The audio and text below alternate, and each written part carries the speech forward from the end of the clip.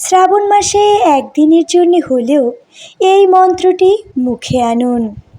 সম্ভব হলে নিত্য এটি অভ্যাসে পরিণত করুন। এই পবিত্র শ্রাবণ মাস মহাদেবের নামে সমর্পিত, এটি আমরা সকলেই জানি। আর শ্রাবণ মাসে মহাদেবের সবচেয়ে শক্তিশালী মন্ত্রটি অবশ্যই পাঠ করুন। মহাদেবের সব থেকে শক্তিশালী মন্ত্র সম্পর্কে আমরা অনেকেই জানি। অসম্ভবকে সম্ভব করে যে শক্তিশালী মন্ত্র, সেই মন্ত্রটি এই পবিত্র মাসে অবশ্যই পাঠ করা প্রয়োজন। ভক্তগণ, মহাদেবের সবচেয়ে প্রিয় মাস হলো এই শ্রাবণ মাস। আর তার মন্ত্রের মধ্যে সবচেয়ে শক্তিশালী মন্ত্র হলো মহামৃত্যুঞ্জয় মন্ত্র, যার দ্বারা সব কিছু করাই সম্ভব। অকাল মৃত্যু থেকে শুরু করে কঠিন দুরারোগ্য ব্যাধি সব কিছু থেকে মুক্তি পাওয়া সম্ভব এই মহামৃত্যুঞ্জয় মন্ত্রের মাধ্যমে। বেদে এ বিষয়ে স্পষ্ট উল্লেখ রয়েছে যে ব্যক্তি নিত্য এই মন্ত্র জপ এবং পাঠ করে, এই মন্ত্রের মাধ্যমে সকল বিপদ থেকে মুক্তি পাওয়া সম্ভব। আজকের ভিডিওতে সেই মহাশক্তিশালী মৃত্যুঞ্জয় মন্ত্র সম্পর্কে আলোচনা করব, যে মন্ত্রকে সঞ্জীবনী মন্ত্র বলা হয়ে থাকে। এই শ্রাবণ মাসে কিভাবে মহামৃত্যুঞ্জয় মন্ত্র পাঠ করবেন এবং এই মন্ত্র পাঠ করার সময় কোন বিষয়গুলি অবশ্যই খেয়াল রাখতে হয়, এই সকল কিছু নিয়ে আজকের ভিডিওতে বিস্তারিত আলোচনা করব। তাই মূল পর্বে যাবার আগে সকলের কাছেই অনুরোধ, ভিডিওটি ভালো লাগলে অবশ্যই একটি লাইক করবেন এবং চ্যানেলটি সাবস্ক্রাইব করে দেবেন এবং কমেন্ট বক্সে মহাদেবের আশীর্বাদ পেতে লিখুন হর হর মহাদেব। সনাতন ধর্মমতে এই মহামৃত্যুঞ্জয় মন্ত্রের মাধ্যমে সকল সমস্যার নিরাময় সম্ভব। এই একটি মন্ত্রই হয়ে উঠতে পারে আপনার জীবনের পরম পাথেয়। বিপদের দিনে দেখাতে পারে আশার আলো। ঋগ্বেদে এই মন্ত্রটি রয়েছে, তাছাড়া মার্কেন্ডীয় পুরাণেও এই মন্ত্রটি দেখতে পাওয়া যায়। এই মন্ত্রকে শিব মন্ত্র বলা হয়ে থাকে। আবার এই মন্ত্ররই আরেকটি নাম সঞ্জীবনী মন্ত্র। কেবলমাত্র এই একটি মন্ত্র নিয়মিতভাবে নিষ্ঠা সহকারে যদি কোনো ব্যক্তি জপ করতে পারেন, তার জীবনের সকল সমস্যা নিরাময় হয়ে যায়।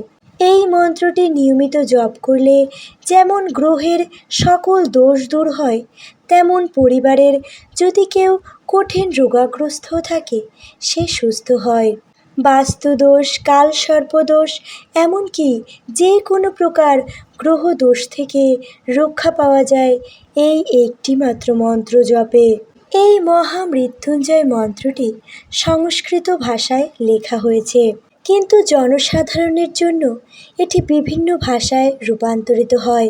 4টি লাইনের এই মন্ত্রটির প্রতিটি লাইনে 8টি চিহ্ন রয়েছে, যা উচ্চারণ করার সময় সারা শরীর জুড়ে একটি কম্পন অনুভূত হয়।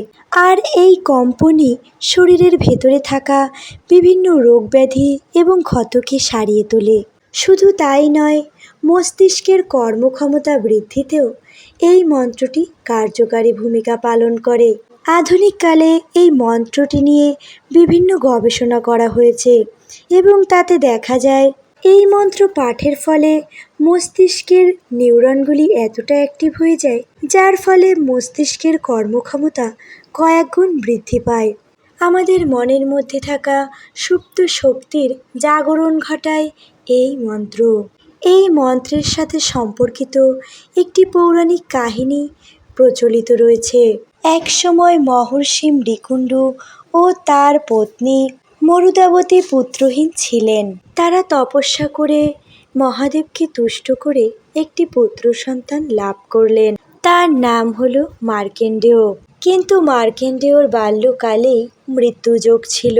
অভিজ্ঞ ঋষিদের কথায় বালক মার্কেন্ডেয় বাল্যকালেই মহাদেবের তপস্যা করতে লাগলো। যথা সময়ে যমরাজ এলেন, কিন্তু মহাদেবের কাছে নিবেদিত প্রাণ কেই বা নিতে পারে। যমরাজ পরাজিত হয়ে ফিরে গেলেন, আর মার্কেন্ডেয় মহাদেবের বরে দীর্ঘায়ু লাভ করলেন। পরে তিনি মার্কেন্ডেয় পুরাণ রচনা করলেন। আর এই মার্কেন্ডেয় পুরাণে মহামৃত্যুঞ্জয় মন্ত্রের কথা উল্লেখ আছে। বাস্তবিক এই মন্ত্রটি বলা যতটা সহজ ততটা আসলে সহজ নয়। কারণ এই মন্ত্রটির জন্যে সবচেয়ে যেটি প্রয়োজন তা হলো নিষ্ঠা, বিশ্বাস এবং সময়ানুবর্তিতা। আর এই মন্ত্র জপের জন্য আপনার যদি প্রবল ইচ্ছা না থাকে সেক্ষেত্রে আপনি প্রত্যহ এই মন্ত্রটি উচ্চারণ করতে পারবেন না। এই মন্ত্রটি উচ্চারণের সময় বিশেষ বিশেষ কিছু নিয়ম অবশ্যই মনে রাখতে হবে। আপনি যদি মনস্থির করে থাকেন যে এই মন্ত্রটি আপনি নিয়মিত পাঠ করবেন তাহলে এই সকল বিষয়ে অবশ্যই খেয়াল রাখুন এবং এগুলো করার মধ্য দিয়ে আপনি মন্ত্রটি উচ্চারণ করুন। মন্ত্রটি উচ্চারণের পূর্বে সকালে স্নান সেরে তারপরই এই মন্ত্রটি উচ্চারণ করবেন। স্নানের পূর্বে কখনোই এই মন্ত্রটি উচ্চারণ করবেন না। তারপর মনকে শান্ত করুন। এই মন্ত্রটি যদি রুদ্রাক্ষের মালায় জপ করতে পারেন সেক্ষেত্রে বেশি ফলপ্রদ। আর যদি রুদ্রাক্ষের মালা আপনার কাছে না থাকে সেক্ষেত্রে হাতের করগুনেও এই মন্ত্রটি জপ করা যাবে। তবে সম্ভব হলে অবশ্যই চেষ্টা করুন রুদ্রাক্ষের মালা দিয়ে এই মন্ত্রটি জপ করার। শিব ঠাকুরের মূর্তি বা শিবলিঙ্গ আছে এমন একটি জায়গায় আপনি এই মন্ত্রটি জপ করুন। যদি শিবলিঙ্গ না থাকে সেক্ষেত্রে নিরাকার মহাদেবের উদ্দেশ্যেও মন্ত্র জপ করা যাবে। তবে দেখতে হবে যেন কোলাহল মুক্ত স্থানে মনোযোগ সহকারে আপনি মন্ত্র জপ করতে পারেন এই রকম একটি স্থান বেছে নিন। মন্ত্র জপের জন্য স্থান নির্ধারণের পর সেই স্থানে একটি ধূপ এবং প্রদীপ প্রজ্বলন করে তারপর কুশের আসনের উপর বসে পদ্মাসন বা সুখাসনে বসতে পারেন। তবে যে আসনেই বসুন না কেন খেয়াল রাখতে হবে যেন আপনার মেরুদণ্ড এবং মস্তিষ্ক সোজা থাকে। সোজা করে তারপর রুদ্রাক্ষের মালায় 108 বার মহামৃত্যুঞ্জয় মন্ত্রটি জপ করুন। ওম ত্র্যম্বকম যজামহে সুগন্ধিম পুষ্টিবর্ধনম উর্বারুকমিব বন্ধনন মৃত্যুর্মুক্ষেয়মামৃতাৎ। মন্ত্রের প্রথমে যে ওম উচ্চারণ করা হলো এর দ্বারা আত্মশুদ্ধি হয়ে থাকে। এই ওম উচ্চারণ করার সময় খেয়াল রাখতে হবে নাভির থেকে ওপরের দিকে নিঃশ্বাসের সঙ্গে এই ওম উচ্চারণ করতে হবে। প্রথম প্রথম এই মন্ত্রটি জপ করার ক্ষেত্রে অনেক ভক্তই সমস্যার সম্মুখীন হতে পারেন। তবে এ বিষয়ে ঘাবড়ানোর কোনো ব্যাপার নেই। এই মন্ত্রটি ভক্তি সহকারে উচ্চারণ করতে করতে এক সময় আপনি অবশ্যই এই মন্ত্রটি শুদ্ধভাবে উচ্চারণ করতে পারবেন।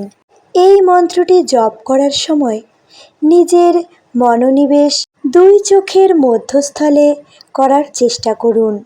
প্রথম 108 বার এই মন্ত্রটি জপ করতে অনেক সমস্যা মনে হতে পারে, কিন্তু নিত্য এই মন্ত্রটি 108 বার জপ করলে আপনি একসময় খুব সহজেই এই 108 বার মন্ত্রটি জপ করতে পারবেন। ভক্তগণ, যদি প্রথম 108 বার এই মন্ত্রটি জপ করতে অসুবিধা হয় বা সময়ের সংকটের কারণে না করতে পারেন সেক্ষেত্রে 3 বার দিয়েও শুরু করতে পারেন।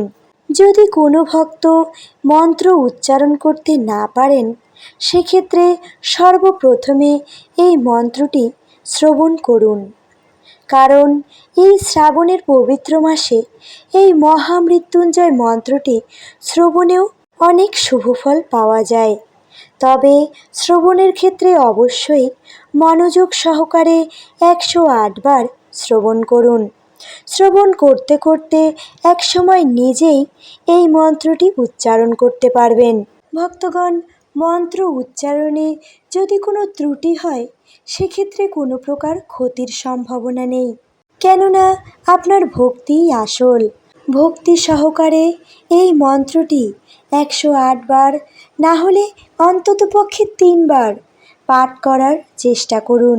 নিয়মিত মাত্র 21 দিন এই মন্ত্রটি পাঠ করে দেখুন। শ্রদ্ধা ভক্তি সহকারে মাত্র 21 দিন পাঠ করলেই নিজের জীবনের পরিবর্তন নিজেই অনুভব করতে পারবেন।